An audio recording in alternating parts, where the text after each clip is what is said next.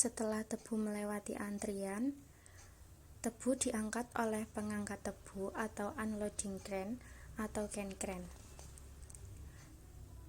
Di pabrik gula Prajekan sendiri, jumlah dari pengangkat tebu atau unloading crane atau can crane memiliki jumlah 1 set.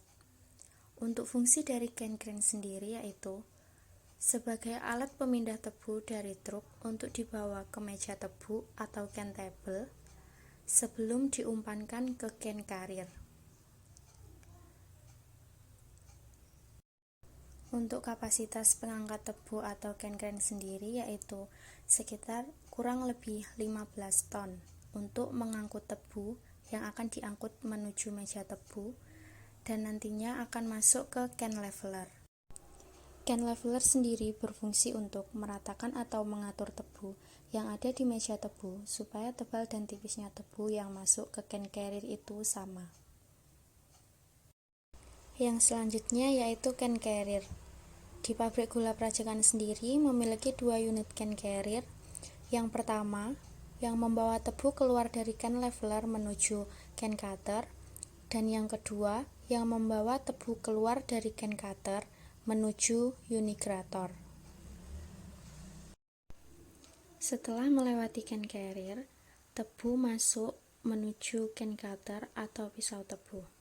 Can cutter merupakan alat memotong atau mencacah yang berfungsi untuk memotong tebu hingga mencapai ukuran 4 sampai dengan 5 cm, sehingga dapat meringankan kerja unigrator dan pemerahan nira dapat dilakukan secara maksimal. Setelah keluar dari can cutter, tebu menuju ke unigrator. Unigrator sendiri merupakan alat penghancur struktur tebu yang terletak setelah can cutter.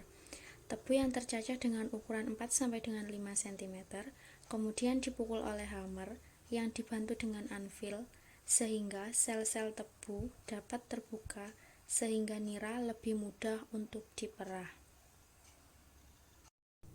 Untuk permasalahan yang terjadi dan cara mengatasinya, yang pertama yaitu pisau patah. Apabila pisau patah, maka dilakukan pergantian pisau. Untuk permasalahan yang kedua, apabila tebu yang tidak tercacah pada can cutter, maka pada unigrator tebu akan terselip. Dan untuk cara mengatasinya, melakukan pengaturan lagi pada meja tebu. Untuk permasalahan yang ketiga, yaitu ketebalan tebu yang masuk dari can carrier tidak merata. Kadang terlalu tebal ataupun tipis, sehingga tebu yang masuk ke gilingan dalam kondisi bergelombang. Hal ini berpengaruh pada pemerahan di gilingan. Jika terlalu tebal dan banyak, akan menimbulkan kemacetan karena beban gilingan tinggi atau overload. Jika terlalu tipis, kerja gilingan untuk memerah ampas tidak maksimal atau selip. Untuk cara mengatasinya yaitu memaksimalkan kinerja can leveler. Berikut adalah skema dari stasiun gilingan di pabrik gula Prajekan. Di pabrik gula Prajekan sendiri memiliki 5 unit gilingan.